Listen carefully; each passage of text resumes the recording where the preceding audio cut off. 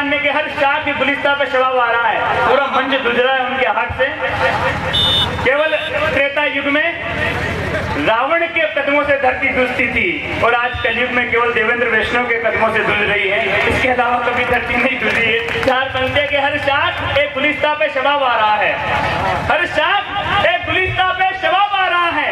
कलियों का मौसम बेहिसाब आ रहा है। एक चमेली संभाल के रख अपने आंचल को, अब मंच को संभालने घटोत्कच आ रहा है। जोरदार तालियों के साथ आदरणीय देवेंद्र वैष्णव घटोत्कच।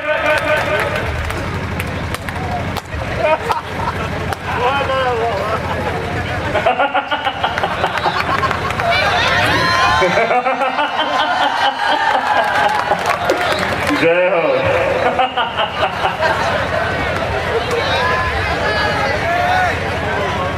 एक बार पूरे जोश में मंच से गिर गए थे, 3-4 श्रोता बेहोश हो गए थे।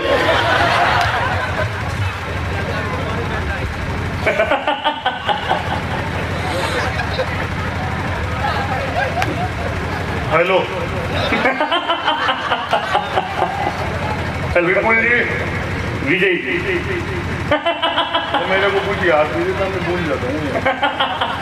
अरे आप माइक वाले भैया, इसका वॉल्यूम थोड़ा सा तेज करो, इसमें थोड़ा सा बेस डालो, फिर थोड़ा बेस कम करो, फिर आधा सूट इसको इधर करो, एक सूट उधर करके 2 सूट ऊपर कर दो। हेलो, बढ़िया आवाज आ रही है भाई साहब, बहुत बढ़िया बात है। विजय विद्रोही जी ने मेरे को उठाया, भगवान इनको उठाए। जय हो घटोत्कच महाराज। बहुत सीधा आदमी हूँ, आवाज बढ़िया आ रही है ना। वैष्णव समाज के लोगों ने बहुत बढ़िया कार्यक्रम इधर कराया, उसके लिए आपको बहुत बहुत बधाई। ऐसे आयोजन आप लोग करते रहें। वो 4 आदमी उधर बिठा रखे हैं, छोरे बेचारे, ये जाति से बाहर तो नहीं है।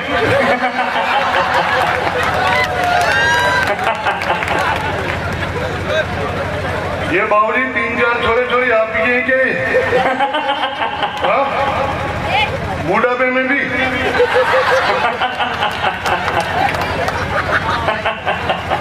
अरे मेरे को ये समझ में नहीं आ रहा कि जिस दिन ये कवि सम्मेलन नहीं होता होगा, ये छोरी छोरी कहाँ सोते होंगे? एमडी वैष्णव साहब, आपने मेरा स्वागत किया, मुझे माला पहनाई, आप मेरी लुगाई हो गई।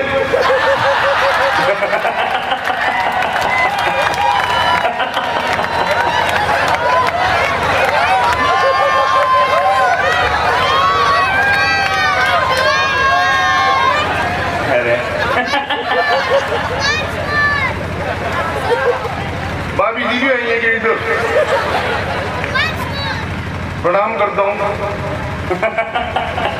रमेश भाई साहब ने बहुत बढ़िया कविता सुनाई।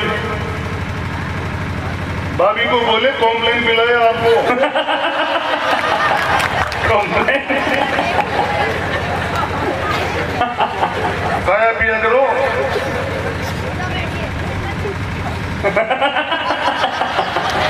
इधर बेटा एक राक्षस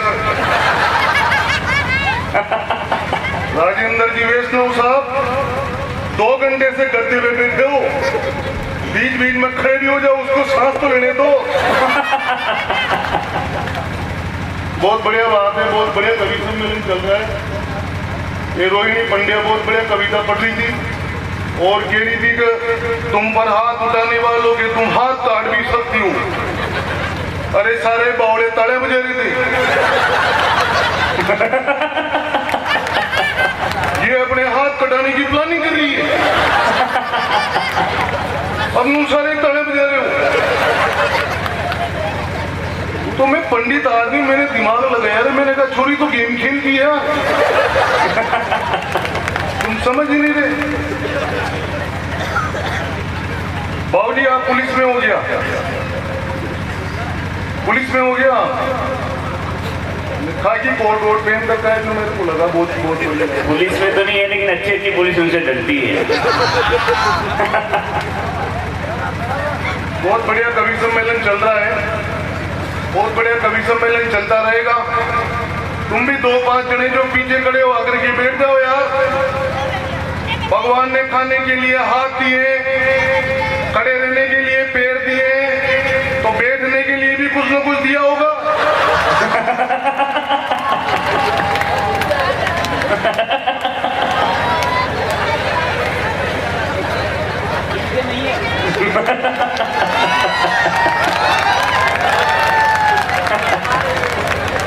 वो नहीं बैठेंगे, खिलाड़ी है। अच्छा, खिलाड़ी खड़े रहेंगे। बहुत बढ़िया बात है। बैठ जाओ माता जी, नई शो लौट रखी है, आपने देख ली हमने।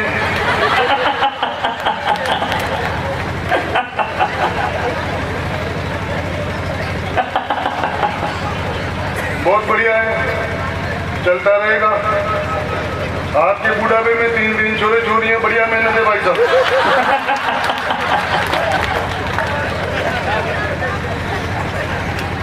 अपन ने यही तो किया है जिंदगी में, मेहनत ही की है। करते रहो।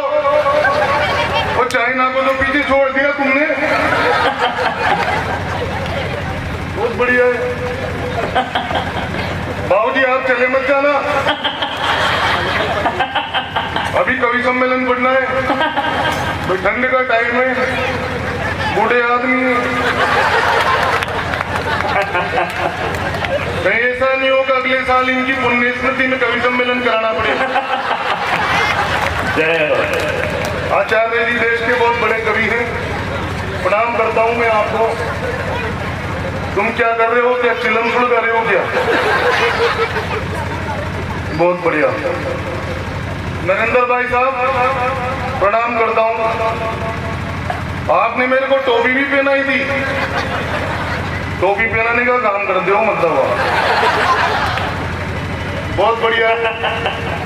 वो मेरा दोस्त है एक माइक वाला, तुम्हारी कसम भाई साहब, तुम्हें देखते ही मेरे को उसकी याद आती है। इनका एक ही काम है रात दिन। क्या नाम है आपका? भरत कुमार। पीछे क्या लगाते हो? मैंने सोचा कोबरे का तेल लगाते हो।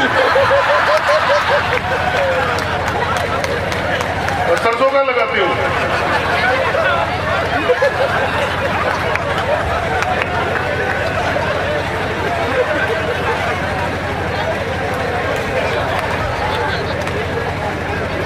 मेरा भी एक दोस्त है भरत जी माइकोड़ा, तुम्हारी कसम, उसकी आपको कितने साल हो गए धंधा करते हुए? 15 साल हो गए। मेरे दोस्त को तो 10 ही साल हुए थे। तो क्या है कि उसकी आदत पड़ गई रोजाना ही hello mic check, hello mic check, दिन में देखे हेलो माइक चेक। 10 साल हो गए थे भाई साहब। अब भरत जी एक दिन उसका ब्याह हो गया, शादी की पहली रात। भाभी इधर सो रही, वो इधर सो रहा। रात में 12 बजे ही चिल्ला रहा hello mic check, hello mic check. भाभी ने दिल लाख की जो पलंग के नीचे। और कब बाटी देगा, माइक भी चेक करेगा, कार्यक्रम भी शुरू करेगा।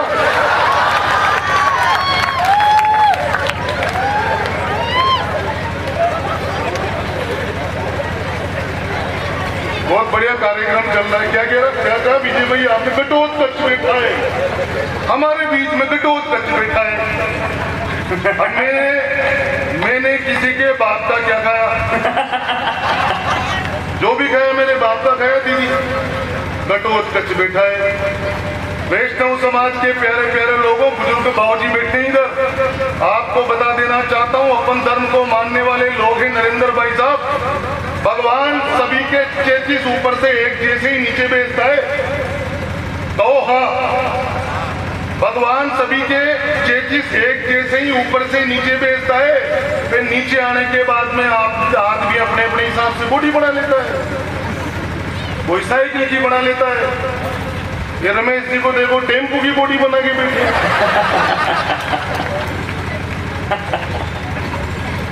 ये बेटा इधर देखो बुलडोजर। रोहिणी पंड्या को देख लो, ये लग्जरी स्विफ्ट डिजायर की बॉडी बना के बैठी है। अपन ने 16 चक्का बना ली भाई साहब। बहुत सीधे आदमी भाई साहब, मैं तो पंडित आदमी, बहुत सीधा आदमी। रोहिणी बहुत बढ़िया तूने बेटियों की बात करी और बहुत बढ़िया कविता पढ़ी, और तू भगवत गीता अपने पर्स में लेकर के चलती है, और लिपस्टिक तू रखती नहीं है, तो फिर फोटो पे क्या लगा रखी है तूने?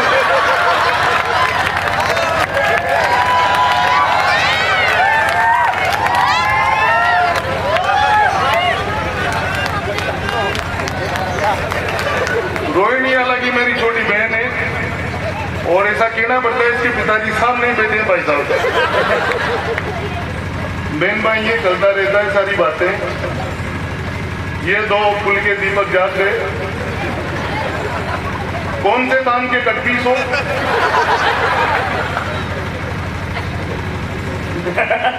कौन से दान के कटपीस हो? इधर इधर बैठेंगे पीछे। जब तुम ही इतने तगड़े हो तो वो दो और तगड़े होंगे। बहुत बढ़िया है। तो एमडी वैष्णव साहब तुम्हारे माता पिता से कह देना दहेज में क्या देंगे। बहुत बढ़िया बात है।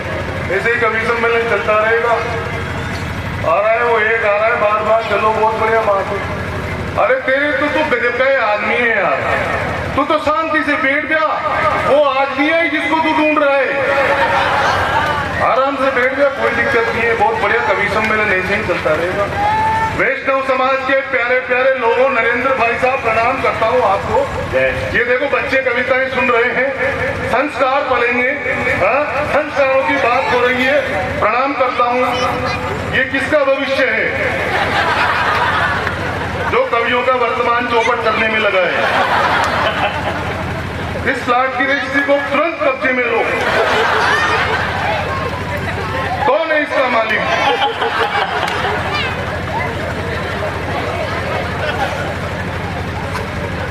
बहुत बढ़िया बात है। प्रणाम करता हूं मैं तो आपको। बाबूजी आप इतनी शांति से खाए को बैठे हो। वो बैठे देखो चश्मे वाले भाई साहब के पास में, बाबूजी बैठे इधर। ये आप ही चश्मे वाले इधर देखो। आप आपके पास में बाबूजी बैठे हैं, देखो आप।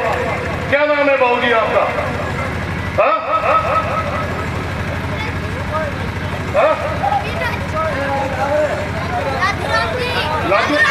लादू राम जी। चलिए मैं सोचू यार, मैंने कहा ये आदमी मेरे को जाना बेजाना लग रहा है। बाबूजी आप साधु लगते हो मेरे रिश्ते में। मेरे साधु का भी मैदान साहब रखना भी। अब तुम पढ़े लिखे लोग बैठे हो गए यार। पंडित देवेंद्र वैष्णव ने साधु को पहचाना, तो पहचाना कैसे? नरेंद्र भाई साहब बहुत साइंस वाली बात बता रहा हूँ। आप पढ़े लिखे लोग बैठे हैं। आप माताएं बहनें भी सोच रही होंगी, अरे ये जो कोटा से पंडित आया है, पंडित क्या तुम तो ये सोच रही होंगी कोटा से गंजी आया है। ऐसा नहीं है, मत सोचो ऐसा। मैं तो यह है कि क्या मतलब है, बालों से कोई मतलब नहीं, काम वाम नहीं है तो मैंने तो हटा दिए। खाए वो लोड ले, मैं में तो वैसे भी दिमाग पे लोड नहीं देता। आप सारी यूँ सोच रही होंगी यार पंडित ने साधु को पहचाना कैसे? मैं आपको पढ़ी लिखी महिलाएं बैठी है, मैं साइंस वाली बात बताता हूँ आपको। तो वो जो लाइट है, उस लाइट की रोशनी मेरे साधु की लोडी पे पड़ के मेरी लोडी पे आ रही है।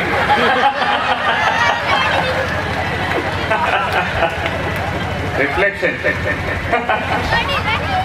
ये देखो एक इधर बेटा चुसा हुआ। रोहिणी पंड्या ने एक जगह ऐसे ही वीरस की बातें करी, ताबड़तोड़ काट देंगे, मार देंगे, ये कर देंगे, वो कर देंगे। इनके भी वीरस जग गया। जो ब्लड डोनेशन कैंप लगा, रक्तदान शिविर, कल यार देवेंद्र मैं भी ब्लड देने जाऊंगा, रक्तदान करूंगा देश की सेवा में यार। अरे मैंने कहा भाई साहब रहने दो। नहीं मैं भी रक्तदान करूंगा। जाते ही लेट गए, डॉक्टर से कहा कि मेरा ब्लड निकालो। डॉक्टर ने भी तावी ताव में सुई घुसेड़ दी।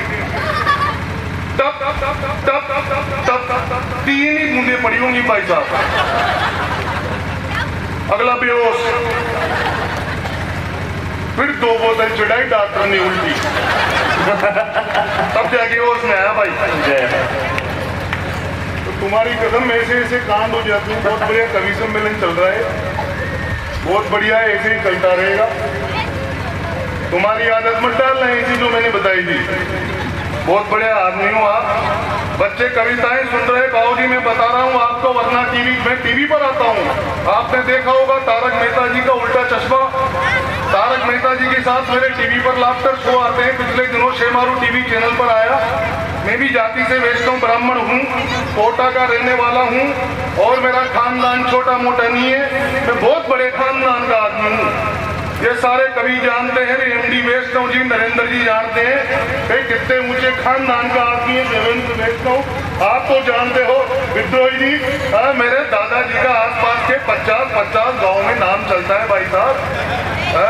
और मेरे दादाजी धर्म कर्म को मानने वाले, जिनका नाम चलता है आसपास के गांव में। देश में एक बहुत बड़ी देवी हुई, उसके मेरे दादाजी परम भक्त हैं। आप बोलो तो देवी का नाम बताऊं? आदरणीय सपना चौधरी।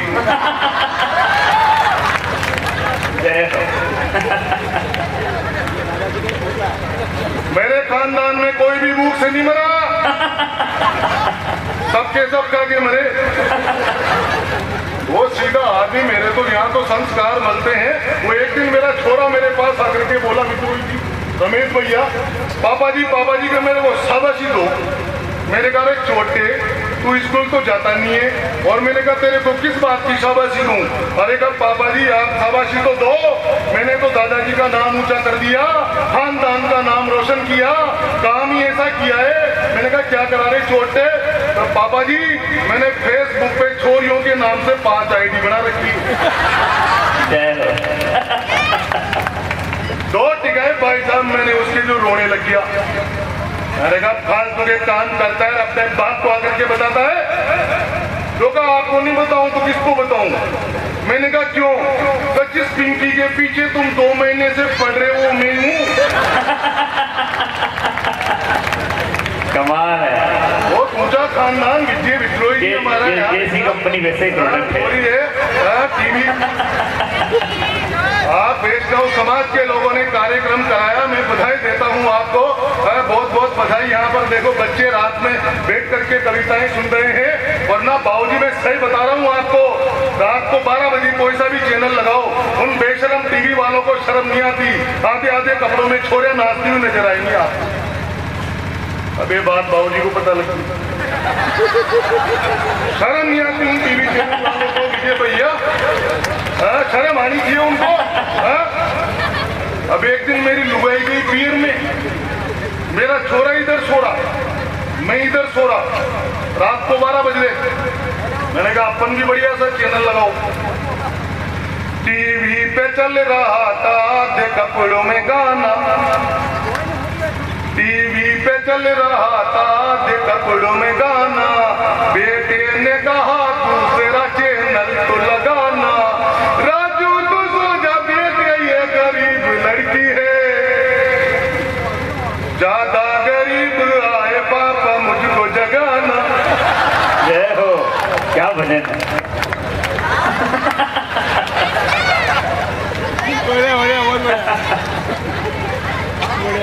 तुम्हें पता ही नहीं, मेरे सारे छोरे छोरी एक्सपर्ट है भाई साहब। अरे वाह। एक दिन मेरी छोरी मेरे पास आकर के बोली कि पापा जी मैं कल से स्कूल नहीं जाऊंगी। मैंने कहा क्यों? तो होमवर्क करके नहीं ले जाती जो मेरी मैडम मारती है। अरे मैंने कहा बावड़ी तो इस शहर की बच्ची है, मैडम से डरती है क्या?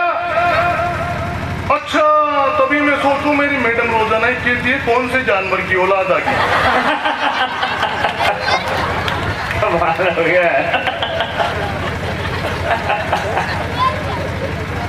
एक दिन मेले में चले गए घूमने, तो मेले में घूमने गए तो वहां पे लटक रहा था रोबोट खिलौनों की दुकान पे। मेरा छोरा रूस गया, पापा जी के मेरे को ये दिलाओ। ज्यादा ही रोने पीटने करने लग गया तो मेरी लुगाई ने कहा कि दिला दो। अरे मैंने कहा कितने का है? 700 रुपए का। अबे मैंने कहा बावड़े इतनी रेट? अरे कहा आपको पता ही नहीं है कवि साहब, झूठ बोलने पर चाटा मार देता है ये। और मैंने कहा तो काम की दीजिए आप। बट मैंने 700 रुपए दिए रोबोट लेके घर पे। दूसरे दिन मेरा छोरा रोबोट से खेल रहा। मैंने कहा चोटे स्कूल जाए ना, तो बाबूजी मेरा तो पेट दुख रहा है, तो रोबोट ने चाटा मार दिया भाई साहब। अरे मैंने कहा अब आएगा छोटे, मैंने कहा हाँ तू झूठ बोल दे चाटे खाएगा। मैंने कहा बावड़े तेरी उम्र में थे ना, सुबह रोजाना ना दो के स्कूल जाते थे, मेरे भी सर थी भाई साहब। मेरी लुगाई यही बात थी, हंसते हुए बोली देख लो तुम्हारी औलाद है, तुम्हारे लक्षण सीखेगी, उसके भी टिका दी भाई साहब।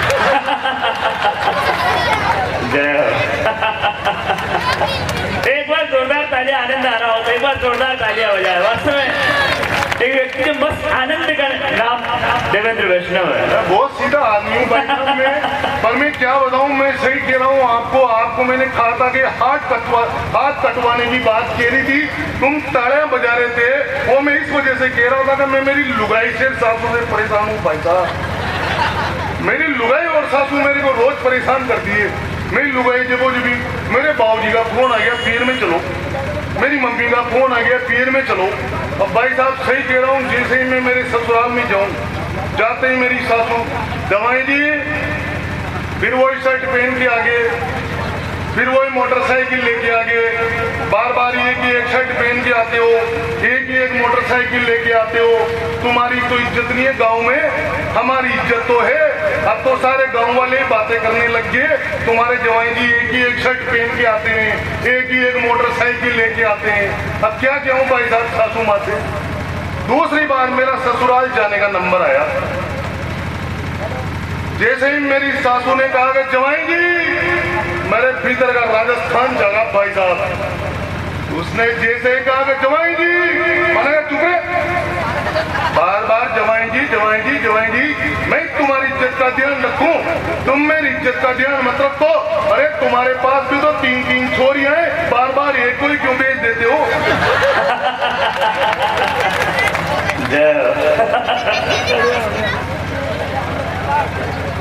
मैं उससे क्यों, मैंने कहा तनु की मम्मी मेरे कपड़े धो दे, अजी का हाथ तो मेरे हाथ उधरे।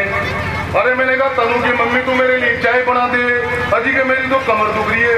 तुम्हारी कसम भाई साहब, सारा घर दवाइयों से भरा पड़ा रहता है मेरा।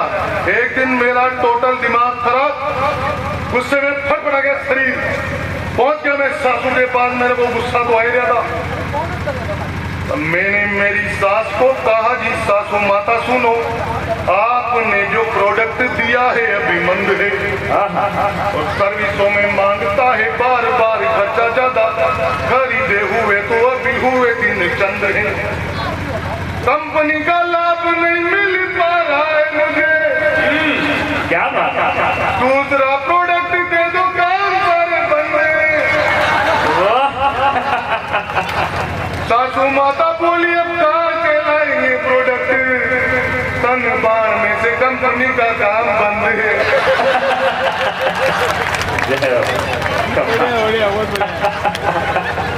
अरे वाह, जय हो। एक बार जोरदार तालियां बजाए। वाह देवेंद्र वैष्णव जी। ये आदमी बहुत चालू है भाई साहब, ये माला लेके नहीं आ रही, ये लुगाई बना ली।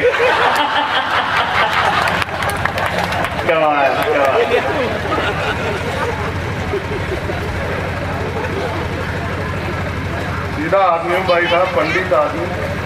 मेरे साथ तो क्या भाई साहब, सासू लुगाई गए, मेरे को अजीब अजीब समस्याएं फंसती है भाई साहब, तुम्हारी कसम सही कह रहा हूँ, दीदियों सही कह रहा हूँ मैं तुम्हें। अंधा रहता हूँ मैं, अंता से कोटा 50 किलोमीटर, अंता से कोटा 50 किलोमीटर, आपको कैसे पता? आप मुंडी तो यूँ कर रहे हो जैसे अंता में आ रहे हो। एक आदमी, सही बात है कॉम्पिटेंट है, पर आदमी को ध्यान तो रखना चाहिए ना। कि मैं ऐसे ही मैंने कहा कि ये माई का आज से 1 लाख साल पुरानी बात, उसमें चाहे ऊंचा नीचा हो जाए, तो मैं सही कह रहा हूँ नरेंद्र भाई साहब, 50 किलोमीटर ये अंता से कोटा 50 किलोमीटर। मेरे को एक काम था, मैंने तुरंत कार स्टार्ट करी, मैं कोटा जा रहा था। जून का महीना भाई साहब, सही कह रहा हूँ मैं आपको, मेरे को याद आ गई वो बात जो सुना रहा हूँ तुम्हें, मेरे खां से समस्या फंस जाती है।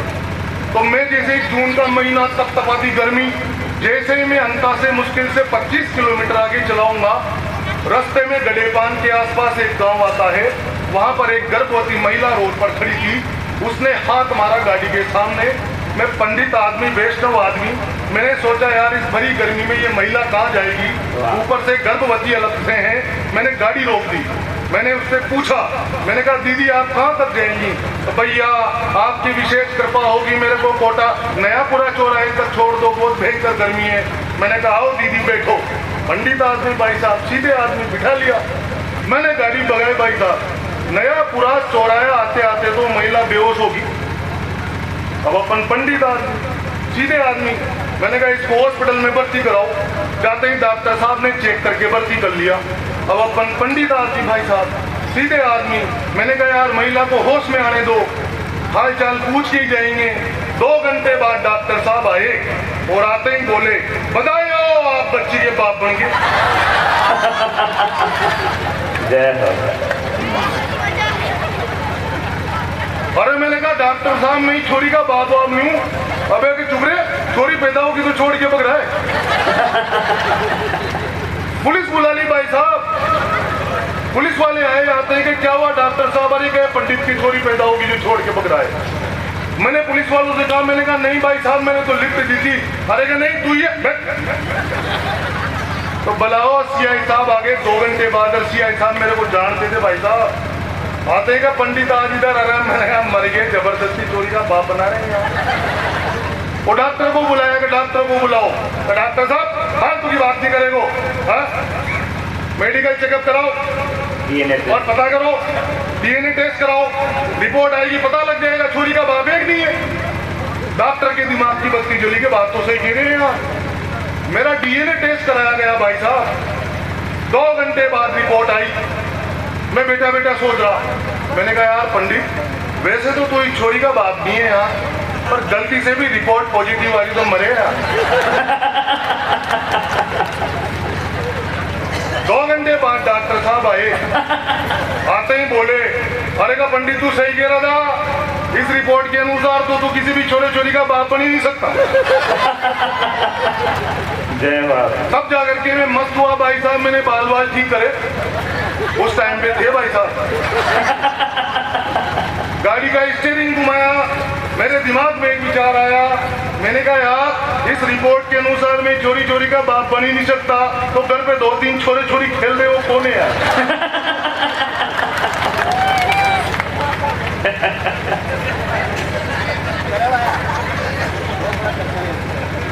पढ़े रहो इतना गजब का। मैं भाई साहब सही कह रहा हूँ यार, आपको सैल्यूट यार,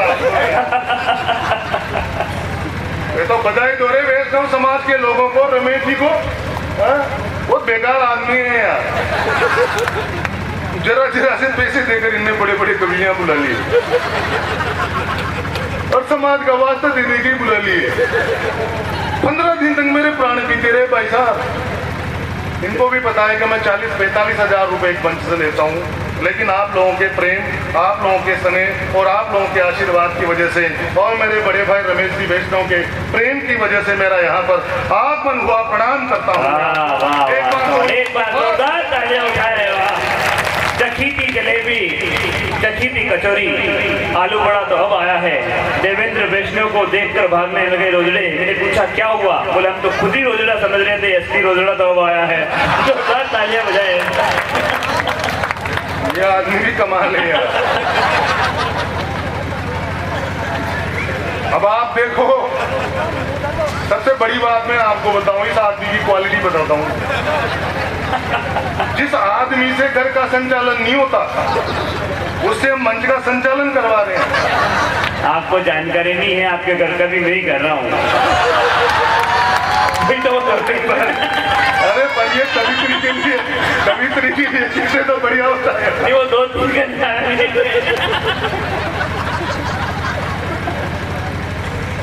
बधाई देता हूँ वैष्णव समाज के लोगों को, बढ़िया कार्यक्रम कराया। कोरोना काल में भाई साहब पड़े रहे यार घर ही घर में, बाहर जाओ पुलिस लट लेके खड़ी। कोई तो पकौड़ा बनाना सीख गया, कोई हलवा बनाना सीखा, कोई बर्तन मांजना ही सीख गया। ये एमडी साहब तो भाभी जी ने खूब कपड़े धुलाए तुमसे तो।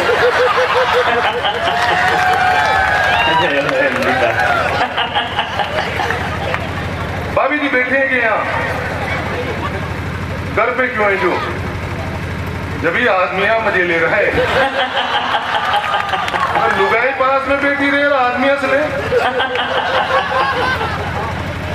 अच्छा भाभी जी भी आप जितने ही पतले हैं कि मोटे हैं, खड़े होके बताओ एक बार, मेरी खड़े होके बताओ, मेरी जानने की इच्छा है, खड़े होकर बताओ आपसे कितने मोटे हैं? जय हो एमडी साहब।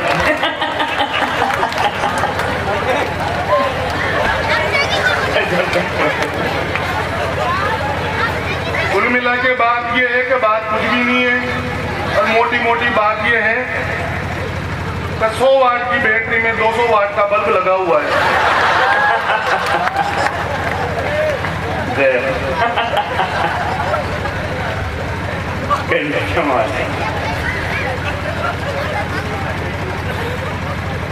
नहीं यही कर सकते और करोगे भी क्या? भाई तो क्या करोगे यार? मेरे भाई मैं प्रणाम करता हूँ तेरे कविता सुनने की क्षमता को। आडा पढ़ के 3 दोस्तों की गोदी में क्या कविता सुन रहा है तू? मेरे को ऐसा लग रहा है कि तू तो अकबर शहंशाह में अनारकली हूँ। ये हो जिले इलाही।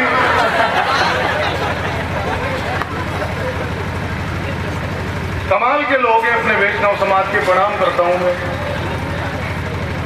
बहुत बढ़िया बात है, बहुत बड़े रहो। कोरोना काल में खा जाओ बाइक वाले भैया, बड़े रहे खा जाए।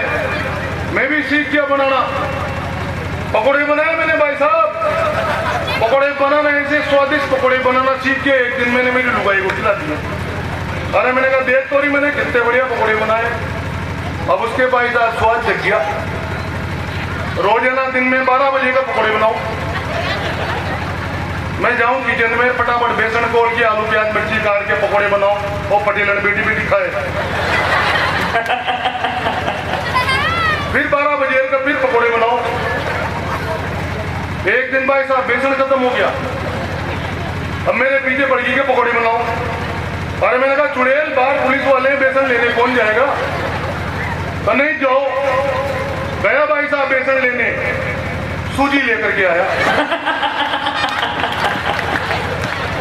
जय हो।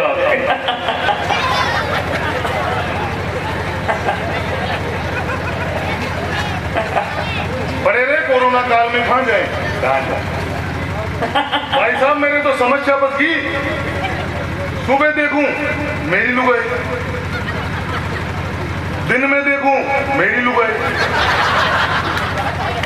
रात में देखूं मेरी लुगाई, दूसरे की दिखी नहीं भाई साहब।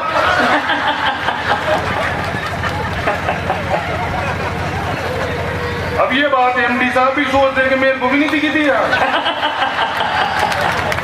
आदमी तो सही कह रहा है।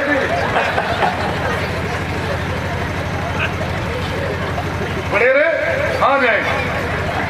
मेरी लुगाई को देख देख के एमडी साहब मेरा दिमाग खराब हो गया। भेजा सड़ गए एक दिन। एक ही एक शक्ल खा तक देखो यार। बाहर मार्केट में जाओ तो नए नए चेहरे दिखते हैं। दिन बढ़िया गुजरता है भाई साहब अपना। अब उसको देख देख के मेरा इतना दिमाग सड़ गया जो एक दिन मेरा दिमाग सड़ रहा है। मैंने कहा तनु जी मम्मी खाना लेकर के आ। मैंने कहा भूख लग रही है मेरे को। अब वो खाना बना के लाई। मेरा तो देख देख के दिमाग सड़ रहा था।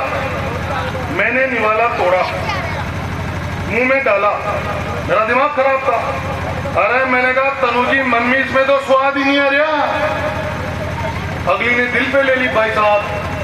फोन कर दिया कोरोना सेंटर में, मेरे पति को स्वाद नहीं आ रहा।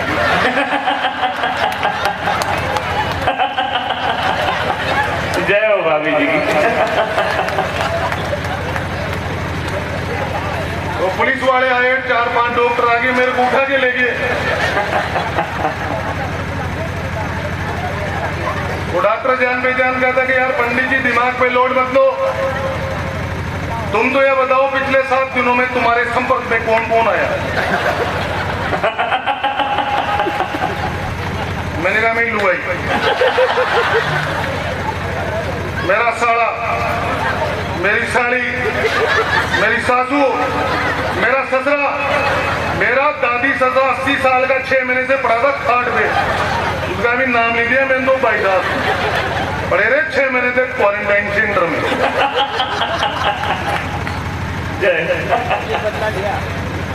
वो सीधा आदमी भाई साहब, मैं पंडित आदमी भाई साहब। जब 2 कौड़ी के लोग कौन कह रहा था वो कि मेरी गर्दन पे छुरी रख दो, भारत माता की जय जी बोलूंगा। वो कहा था विजय भैया ने, सुना था मैंने, कहा था ना देखो, और तुमको देख के ही नहीं गए कोई। और 2 कौड़ी का आदमी टीवी चैनल पर आकर के कहता है मेरी गर्दन पर छुरी रख दो, मैं भारत माता की जय नहीं बोलूंगा, चाहे मेरी गर्दन पे छुरी रख दो, मैं भारत माता की जय नहीं बोलूंगा। अरे मैंने कहा छोटे, ये सनातनियों का देश है, ये वैष्णव समाज यहाँ पर रहता है, ब्राह्मण लोग रहते हैं, भारत माता की जय बोलनी पड़ेगी। उस 2 कौड़ी के छोटे को 4 पंक्तियों में जवाब दिया मैंने, साहब अगर वैष्णव समाज के प्यारे प्यारे धर्म प्रेमी लोगों के बीच खड़े होकर उस 2 कौड़ी के चोटे को इन 4 पंक्तियों में सही सही जवाब दे दूं तो कम से कम आधे मिनट तक हाथ ऊपर करके तालियां बजा करके मुझे बताना तो यार पंडित तुमने बिल्कुल सही कहा। सुनिएगा, कम मछली की आंख भेद पाए वो ही पार्थ होगा। कमाल, वाह क्या बड़ी बड़ी पार्थ यानी अर्जुन, मछली की आंख भेद पाए वो ही पार होगा, चक्रव्यूह तोड़ने को अभिमन्यु बोलेगा। मछली की आंख भेद पाए वो ही पार होगा, चक्रव्यूह तोड़ने को अभिमन्यु बोलेगा। और भुजाओं में बल जिसके भी होगा हाथियों का, दुशासन की छाती के द्वार वो ही खोलेगा। सत्य की परख जिसको भी हुई आज तक, अश्वत्थामा हतो युधिष्ठिर ही बोलेगा। और 4 बाप वाले के तो वश में नहीं है बात, भारत माँ की जय तो एक बाप का ही बोलेगा। भारत माता की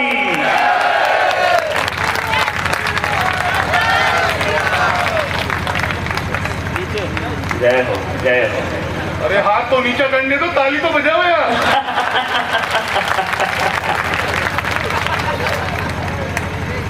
वो 2 कौड़ी का पाकिस्तान बार बार अपने देश की सीमा में घुसने का प्रयास करता है छोटा, और बार बार अपने देश के फौजी उनके पुट्टों पे लट बजाते हैं।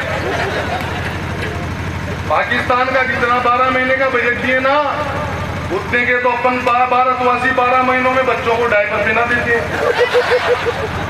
2 कौड़ी का पाकिस्तान, वो तुम्हें पता है बार बार पाकिस्तान देश की सीमा में घुसने का प्रयास क्यों करता है? क्यों करता है?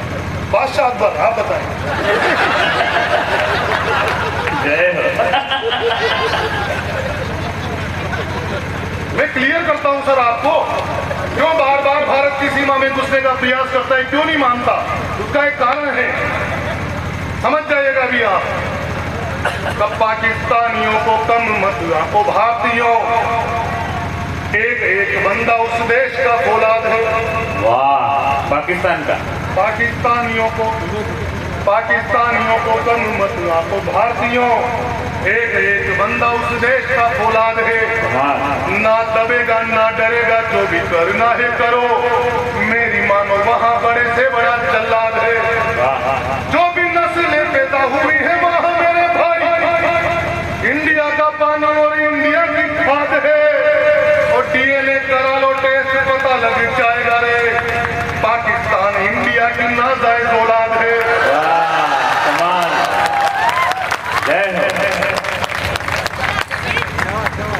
हम तो विदेशी ऐसे करते हैं भाई साहब। तो चीनी देखो, चीन नाम सुना, चीन। पिछले दिनों फेसबुक यूट्यूब पे एक वीडियो वायरल हो रहा था, बाबूजी वो चीन के फौजी अपने देश की सीमा में घुसने का प्रयास कर रहे थे और अपने देश के फौजी उनके लट बजा रहे थे। कौन कौन ने वीडियो देखा तू बता करके बताओ तो। बावड़े 2 कौड़ी के वो लड़ेंगे अपन से भारतवासियों से यार। उनकी लंबाई देखो बावड़ों की 4.5 फुट, उनकी आंखें देखो इन्नी सी आंख, जैसे अपने घर में कोई नया नया बच्चा पैदा हुआ। उन बावड़ों के नाम तो देखो, मिंगी मिंगी चिंगी पुंगी,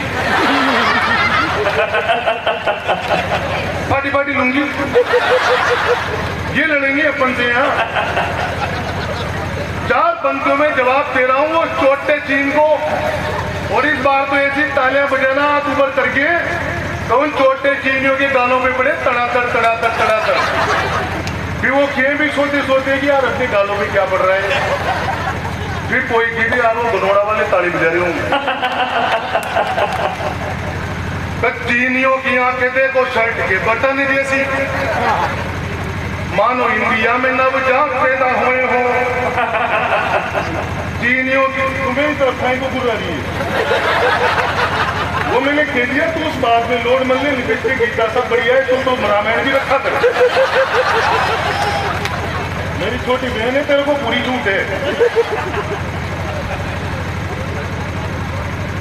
हाँ बड़े मत हो रहे हो भाई साहब, बहुत बढ़िया प्रणाम करता हूँ। चीनियों की आंखें देखो शर्ट के बटन जैसी, मानो इंडिया में नवजात पैदा हुए हो, और लंबाई में लगेंगे वो केवल 4.5 फीट, लगता है खेत में चने के झाड़ बोए हो। तब भी ना मिलेंगे लंबू 6 फीट वाले वहां, पूछ लेना उनसे जो कभी चीन गए हो। अब एमडी साहब सोच देगा पूछने कौन जाएगा।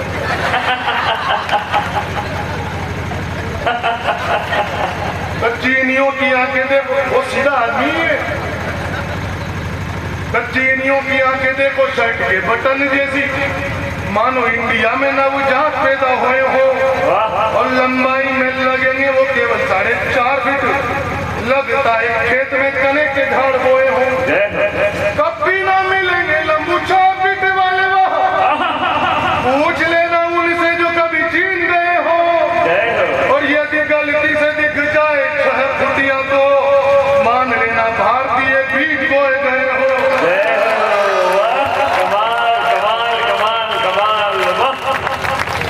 बड़ा ही नहीं बाल्यकांड और सुंदर कांड आ गया। देवेंद्र जी को देखकर भागे चीनी, बोले देवेंद्र सांड आ गया।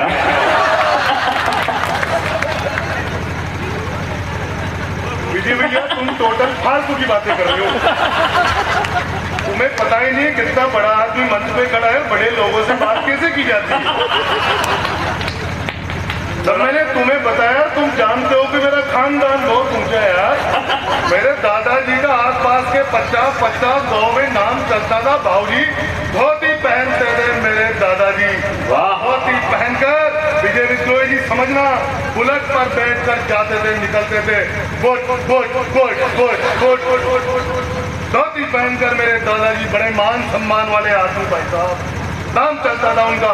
मेरी दादी कहती थी जाओ कद्दू की सब्जी लेकर के आओ, मेरे दादाजी बुलेट स्टार्ट करते थे, good good good good good. एक दिन 60 की स्पीड में जा रहे थे दादाजी बुलेट लेकर, उधर से एक डोगरा आ रहा था, उसने भी धोती पहन रखी। अब इधर से मेरे दादाजी जा रहे बोट बोट बोट। अब बुलेट के साइड पे होता है ना लेग गार्ड, वो डोगरे की धोती में फंस गया। अब डोगरे का दिमाग खराब, अरे कहो तूने मेरी धोती फाड़ दी। दादाजी मान सम्मान वाले आदमी का है, फालतू की बात नहीं करेगा।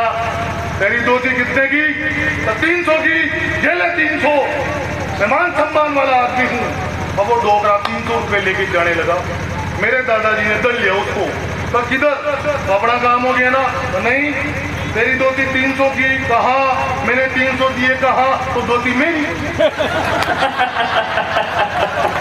अब अगले ने चड्डी नहीं पहन रखी भाई साहब।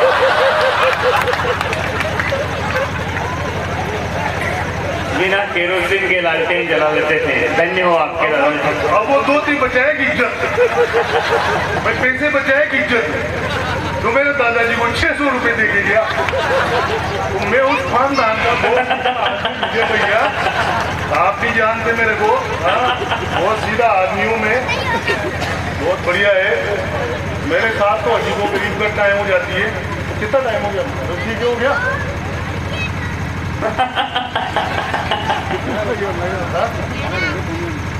ज्यादा हो गया।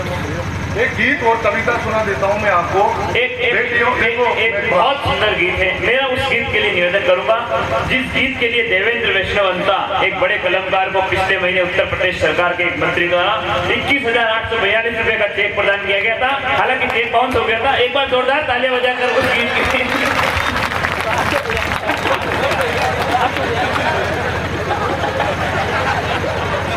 यार तुम मेरी इज्जत नहीं कर रहे विजय भैया। मतलब मंच पे तुम परेशान कर रहे हो, घर पे लुगाई परेशान करे। नरेंद्र भाई साहब तुम्हें सही कह रहा हूँ, परसों के दिन की सच्ची घटना है। हमें एक शादी में जाना था मनमास में। हाँ शादी में जाना था। अभी परसों ही मोहम्मद की शादी थी। अच्छा जरूरी थोड़ी हिंदुओं की हो।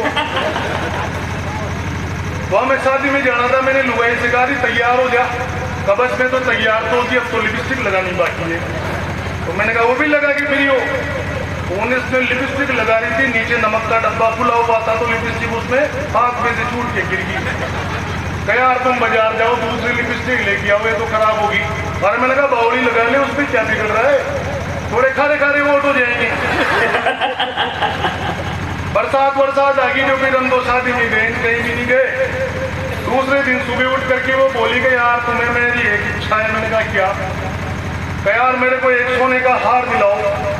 मैंने उसकी तरफ ऐसे करके देखा, वो बोली तो देखो मना मत करना, अभी तो रात को ही तुमने मेरा नमक खाया है।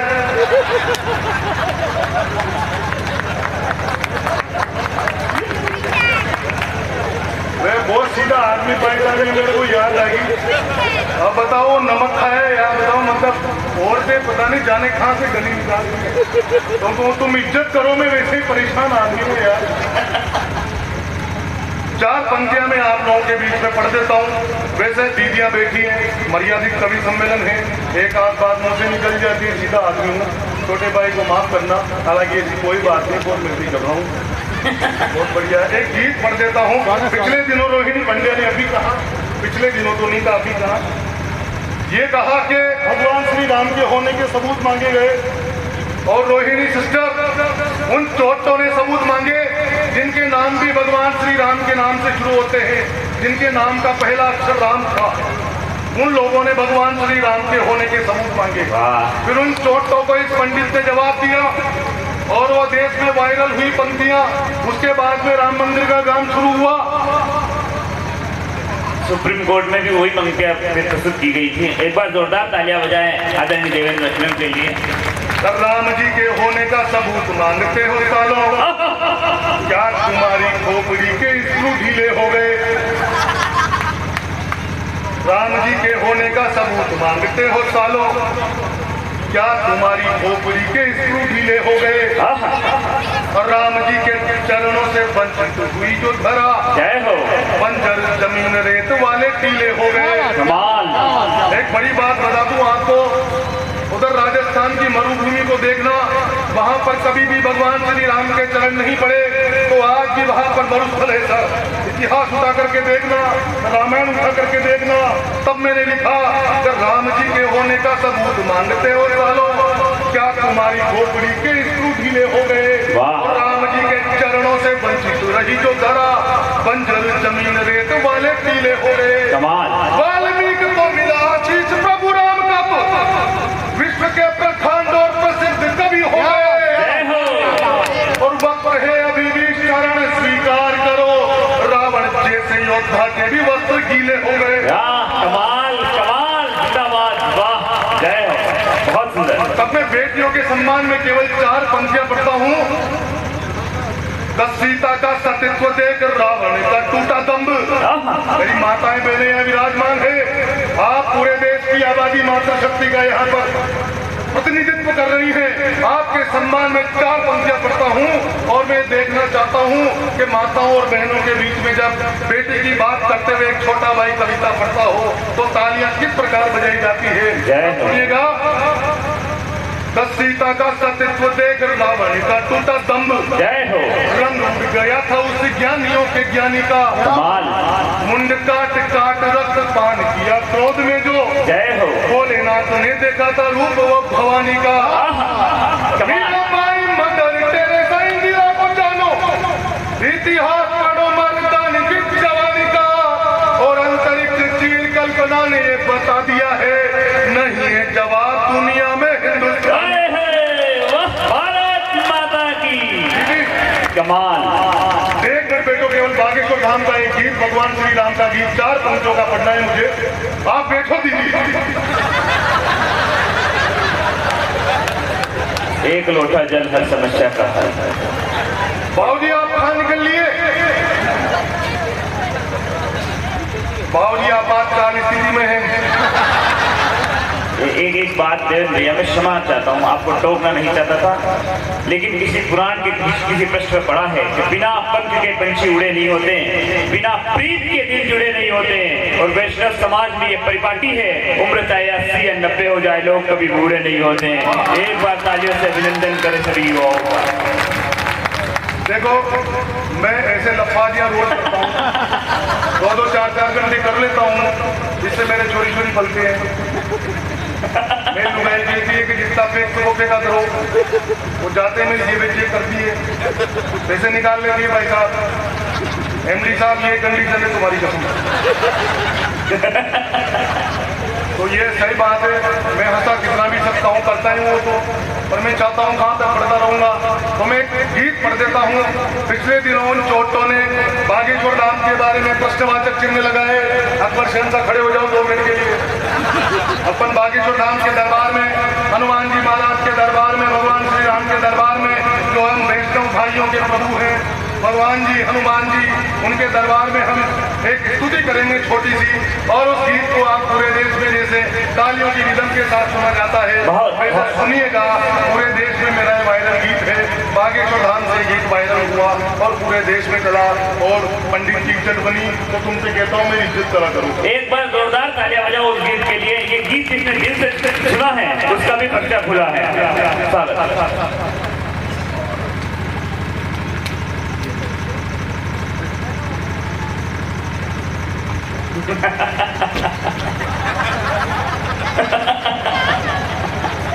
ये गनोड़ा के लोग हैं, अच्छे पानी मांग जाते हैं, वो सीधा आदमी भाई। हनुमान के भक्त परम बाबा बागेश्वर धाम। जय हो। 1 2 3 4। एक भी आज खामोश नहीं रहे, केवल 4 गीत। हनुमान के भक्त परम बाबा बागेश्वर धाम, हनुमान के भक्त परम बाबा बागेश्वर धाम, कौन चुनौती देगा उनको जिनके रक्षक राम। जय हो। बागेश्वर धाम बोलो राम राम, बोलो बोलो राम राम, बोलो जय बागेश्वर धाम, बोलो राम राम। बहुत हनुमान के भक्त परम बाबा बागेश्वर धाम। जय हो। हनुमान के भक्त, एमडी साहब ताली बजाओ, बाबू जी ने मना कराई क्या? हनुमान के भक्त परम बाबा बागेश्वर धाम, कौन चुनौती देगा उनको जिनके रक्षक राम। बोलो जय बागेश्वर धाम, बोलो राम राम राम, बोलो राम राम राम। हनुमान जी ने व्यवस्था कर रखी है सारी, जिसकी अर्जी लगती है उसकी ही आती बारी। हनुमान जी ने व्यवस्था कर रखी है सारी, जिसकी अर्जी लगती है उसकी ही आती बारी। बागेश्वर बाबा की भक्ति करते सब नर नारी, धर्म विरोधी सनातनी पर करते हैं बमबारी। जंग नहीं, जंग नहीं, जंग नहीं, जंग नहीं, जंग नहीं, लगता सोने को तपता बरसेगा, कौन चुनौती देगा उनको जिनके रक्षक राम। बोलो जय बागेश्वर धाम, बोलो राम राम राम। भगवा और सनातन को झूठा ठहराने वालों, जय हो। गिरधर जी को वाला बतलाने वालों, भगवा भगवा भगवा और सनातन को झूठा ठहराने वालों, राम गिरधर जी को वाला बतलाने वालों, मकर जाल में